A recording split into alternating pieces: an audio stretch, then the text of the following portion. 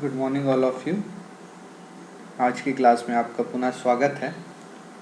आज की क्लास में जो हम टॉपिक डिस्कस करेंगे वह है एलवीडीटी, जिसे हम लीनियर वेरिएबल डिफरेंशियल ट्रांसफॉर्मर या हिंदी में रैखिक चर विभेदक ट्रांसफॉर्मर कहते हैं। एलवीडीटी जो है वो डिस्प्लेसमेंट मेजरमेंट के लिए उपयोग किया जाता है। बहुत ही अच्छा इक्विपमेंट है और बहुत जगह पर इसका उपयोग किया जाता है।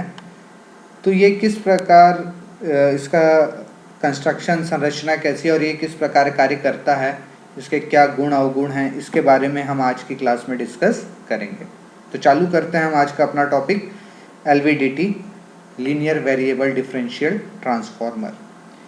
यहाँ पर जो लीनियर वेरिएबल डिफरेंशियल ट्रांसफॉर्मर या जिसे हम रैखिक चर विभेदक ट्रांसफॉर्मर कहते हैं, यह रैखिक परिवर्तनी आगमनात्मक ट्रांसफॉर्मर लीनियर डिस्प्लेसमेंट को, रेखीय विस्थापन को विद्युत संकेत में परिवर्तित करता है। यह काम करता है म्यूचुअल इंडक्शन के प्रिंसिपल पर, मतलब ये म्यूचुअली इंडक्शन प्रिंसिपल पर काम करता है, जिसमें प्राइमरी साइड जो है प्राथमिक समापन के प्रवाह माध्यमिक घुमावदार के लिए प्रेरित कर रहा है। मतलब यदि दो कॉइल हैं और हम प्राइमरी साइड के कॉइल पे सप्लाई देते हैं तो म्यूचुअल इंडक्शन प्रिंसिपल के कारण उसके पास में रखी सेकेंडरी कॉइल पर भी क्या होता है, वोल्टेज इंड्यूस्ड हो जाता है और करंट प्रवाहित होने लगती है। तो उत्पादन के ट्रांसफॉर्मर की वजह से प्राप्त किया जाता है। तो इनके बीच जो अंतर होता है वोल्टेज का, ठीक है, उसी को हम क्या कहते हैं, अंतर ट्रांसफॉर्मर कहते हैं। ठीक, अब इसका निर्माण कैसे किया जाता है, ये किस प्रकार से, इसकी क्या संरचना है, इसके बारे में हम देखेंगे। तो एलवीडीटी जो है, एलवीडीटी का जो बेसिक कंस्ट्रक्शन वो हमने यहाँ पर आपको इस डायग्राम में दिखाया है। इस डायग्राम में आप देख रहे होंगे कि एक प्राइमरी साइड है और दो सेकेंडरी है, S1 और S2, ठीक है। और इसके बीच में एक क्या होता है, सॉफ्ट आयरन पीस होता है जिसमें एक आर्म लगा होता है। वो आर्म उसको क्या करता है, मूव कराता है, मतलब इनर आउटर साइड में इसको मूव कराता है। तो यहाँ पे P जो है वो एलवीडीटी की प्राइमरी वाइंडिंग है और S1 और S2 जो दिख रहा है वो ट्रांसफॉर्मर की क्या है, सेकेंडरी वाइंडिंग है।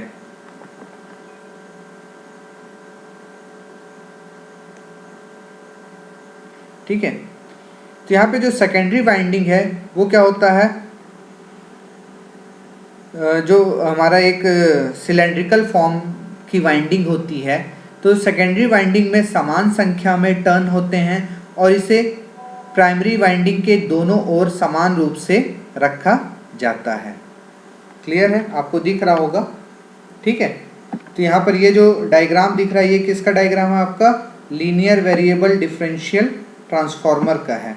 ठीक, तो यहाँ पे जो प्रत्यावर्ती धारा स्रोत को प्राइमरी वाइंडिंग से कनेक्ट किया जाता है, उस पर लागू किया जाता है, और जो सॉफ्ट आयरन का जो कोर है, जो पीस है, ठीक है, उसको हम जो हमारा आयरन कोर है उसके अंदर रखा जाता है, जिसका विस्थापन हमें मेज़र करना है। वह क्या होता है, एक आयरन शाफ्ट से जुड़ा होता है।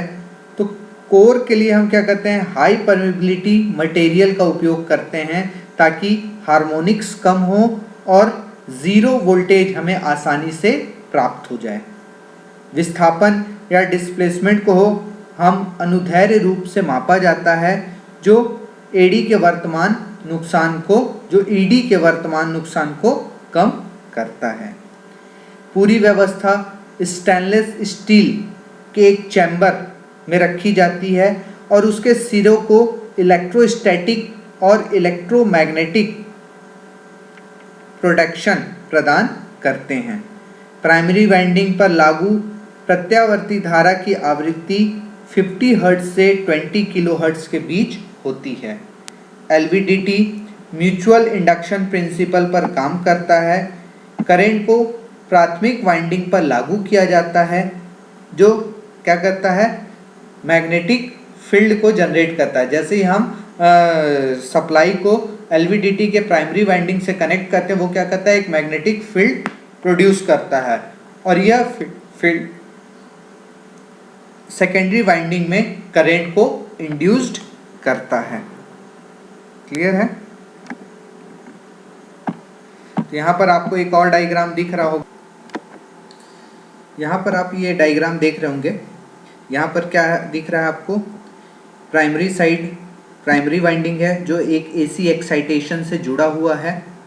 इसके बीच में एक कोर है जिसका जो आर्म है ना, आयरन पीस के आर्म से बना हुआ है, सॉफ्ट आयरन पीस है ये।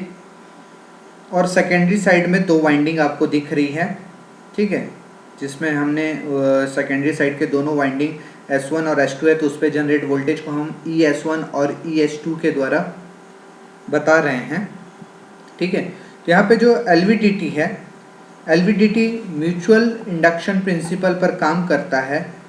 सोर्स को हम प्राइमरी वाइंडिंग पे कनेक्ट करते हैं, ठीक है, जो मैग्नेटिक फील्ड प्रोड्यूस करता है, और ये मैग्नेटिक फील्ड क्या होता है, आपके जो सेकेंडरी साइड की वाइंडिंग है उसमें कनेक्ट होकर उसमें करंट को प्रोड्यूस करता है। यहाँ पे जो सेकेंडरी वाइंडिंग है उसको हम 2 सेकेंडरी वाइंडिंग है, इसलिए हम पहले सेकेंडरी वाइंडिंग को ES1 और दूसरे सेकेंडरी वाइंडिंग को ES2 के द्वारा शो कर रहे हैं, और जो आउटपुट वोल्टेज होगा उसको हम E आउटपुट के द्वारा शो कर रहे हैं, ठीक है। तो यहाँ पे सेकेंडरी वाइंडिंग S1 के द्वारा जो वोल्टेज जनरेट होगा उसको हम ES1, S2 वाइंडिंग के द्वारा जो आउटपुट वोल्टेज जनरेट होगा उसको हम ES2 से शो करेंगे। तो सेकेंडरी वोल्टेज सिग्नल को सेकेंडरी वाइंडिंग को सीरीज में जोड़कर इलेक्ट्रिक सिग्नल में बदल दिया जाता है, जैसे कि आपको अगले डायग्राम में दिखाई देगा। यहाँ पर देखिए हमने क्या किया है कि यहाँ पे सेकेंडरी साइड की जो 2 सेकेंडरी वाइंडिंग है ES1 और ES2 उसको हमने डिफरेंशियल फॉर्म में जोड़ दिया है, ठीक है। तो यहाँ पर आपको ये जो डायग्राम दिख रहा है इसमें क्या है कि ट्रांसड्यूसर का जो आउटपुट वोल्टेज है वो सेकेंडरी वोल्टेज को घटाकर निर्धारित किया जाता है। तो यहाँ पर जो आउटपुट वोल्टेज होगा E0 वो क्या होगा, ES1 माइनस ES2 के बराबर होगा, ठीक। जब कोर सामान्य स्थिति पर,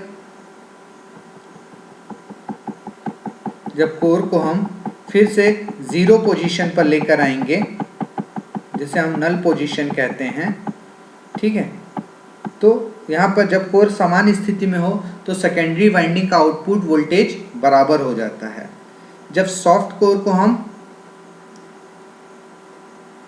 पीछे की तरफ ले जाते हैं तो S1 में जुड़ा फ्लक्स X2 की तुलना में अधिक होता है, तो इस घुमावदार सेकेंडरी साइड में जो प्रोड्यूस्ड वोल्टेज है वो S1 की तुलना में अधिक हो जाता है, लेकिन यह प्राथमिक वोल्टेज के साथ स्टेप में होता है। तो यहाँ पर आपको क्या दिख रहा है,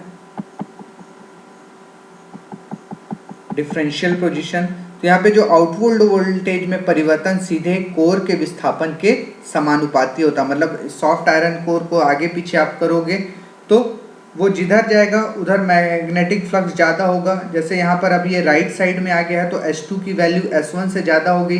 पिछले डायग्राम में आपने देखा था कि वो लेफ्ट साइड था, मतलब S1 से ज़्यादा कनेक्ट हो रहा था, तो S1 पे जनरेटेड वोल्टेज S2 से ज़्यादा हो रहा था। तो यहाँ पे जो आउटपुट वोल्टेज होगा वो E0 = ES2 माइनस ES1 होगा। तो जो आउटपुट वोल्टेज में परिवर्तन सीधे कोर के विस्थापन के समानुपाती होता है। कोई भी विस्थापन सेकेंडरी वाइंडिंग में से एक के प्रवाह को बढ़ा देगा और दूसरे को क्या करेगा, कम करेगा। तो यहाँ पर आपको ये एक डिस्प्लेसमेंट का डायग्राम दिख रहा होगा, ठीक है। 0 पोजीशन जब वो ये आउटपुट वोल्टेज है, जब वो राइट साइड में जा रहा है तो ES2 की वैल्यू बढ़ रही है, वहाँ पे फ्लक्स लिंकेजेस ज़्यादा हो रहा है एज कंपेरिजन ES1। जब वो लेफ्ट साइड जा रहा है तो ES1 की वैल्यू ज़्यादा जनरेट हो रही है एज कंपैरिजन ES2। ये सब किसके कारण हो रहा है? रेसिडुअल वोल्टेजेस के कारण हो रहा है। तो यहाँ पे जो आउटपुट वोल्टेज और डिस्प्लेसमेंट के बीच जो हमने एक कर्व ड्रॉ किया है, उस डायग्राम में आपको ये दिखाया गया है कि जो कर्व है वो छोटे डिस्प्लेसमेंट के लिए कैसा दिख रहा है? लीनियर है, और इस सीमा से परे यह सीधी रेखा से विचलित होने लगता है। क्लियर है? तो ये था आपका LVDT। अब एडवांटेजेस ऑफ LVDT। LVDT के क्या लाभ हैं? तो LVDT के निम्नलिखित लाभ हैं।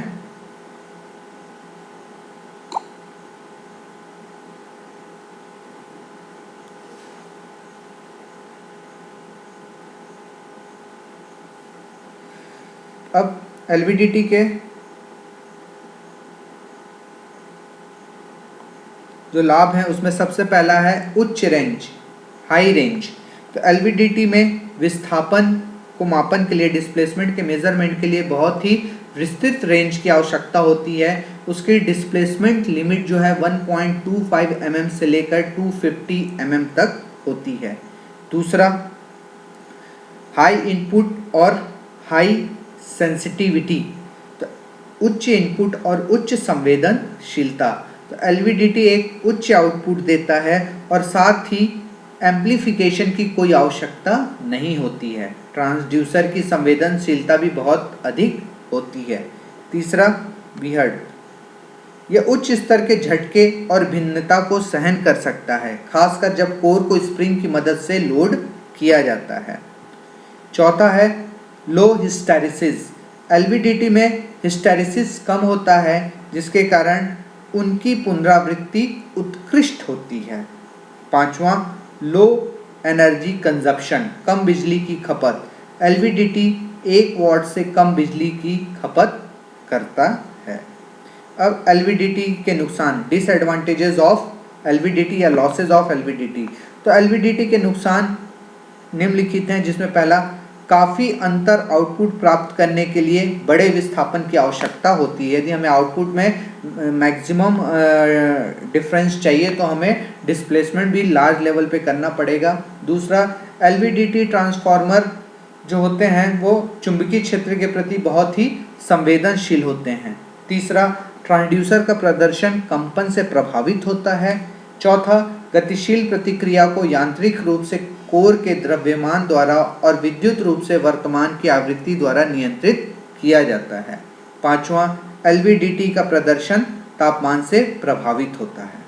ठीक है, तो ये सब उसके डिसएडवांटेजेस थे। अब है LVDT के उपयोग, यूजेज ऑफ LVDT। तो LVDT के जो अनुप्रयोग या जो यूजेज हैं वो निम्नलिखित हैं। पहला, इसका उपयोग कुछ मिलीमीटर से लेकर सेंटीमीटर तक के डिस्प्लेसमेंट को मापने के लिए किया जाता है। LVDT सीधे विस्थापन को विद्युत संकेत में परिवर्तित करता है। दूसरा, इसका उपयोग सेकेंडरी ट्रांसड्यूसर के रूप में भी किया जाता है। LVDT का उपयोग फोर्स, वेट और प्रेशर को मापने के लिए भी एक उपकरण के रूप में किया जाता है। कुछ LVDT वेट और प्रेशर को मापने के लिए उपयोग किए जाते हैं। LVDT का उपयोग ज़्यादातर सर्वो मैकेनिज्म और अन्य इंडस्ट्रियल अनुप्रयोगों में किया जाता है। तो आज की क्लास में मैंने आपको LVDT के बारे में बताया, जिसे हम रेखीय चर विभेदन ट्रांसफार्मर भी कहते हैं। ये क्या होता है, किस प्रिंसिपल पर काम करता है, इसकी संरचना कैसी होती है, इसके क्या लाभ हैं, क्या हानियां और कहाँ कहाँ इनका उपयोग किया जाता है। आज की क्लास में मैंने जो भी चीज़ें आपको बताई, होप सो आपको समझ में आई होंगी। आज के लिए इतना ही। Thank you so much.